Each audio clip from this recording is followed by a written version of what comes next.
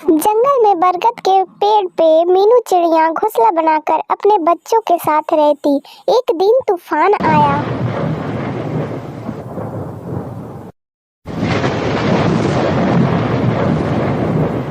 बरगद के पेड़ को गिरा दिया और मीनू चिड़िया उसके नीचे दबकर मर गई। लेकिन सौभाग्य से उनके दोनों बच्चे बच गए। तेज हवा मीनू के एक बच्चे को उड़ाकर एक गुफा के पास ले गया जहां डाकू रहा करते थे।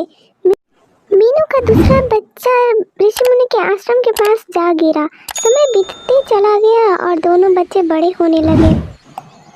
कई महीने बीत चुके थे। एक दिन राजा जंगल में शिकारी करने आया और वह रास्ता भटक गया। वह बहुत थका हुआ था और एक पेड़ के नीचे से गुजर रहा था तो उसे कुछ सुनाई दिया। जल्दी आओ, इस आदमी के पास ढेर सारे आभूषण हैं। इसका गला काट कर इसे मार और इसे लूट लो।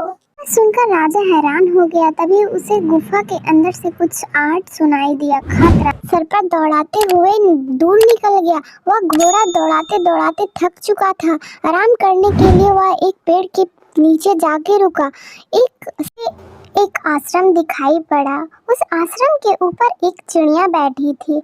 उस चिड़िया बोली, आपका स्वागत है। इस आश्रम में अभी कोई नहीं है। ऋषि मुनि कुछ काम को लेकर बाहर गए हैं, किंतु आप अंदर जाके आराम करिए। कुछ देर में ऋषि मुनि आते ही होंगे। राजा ने यह सुनकर चिड़िया को देखा।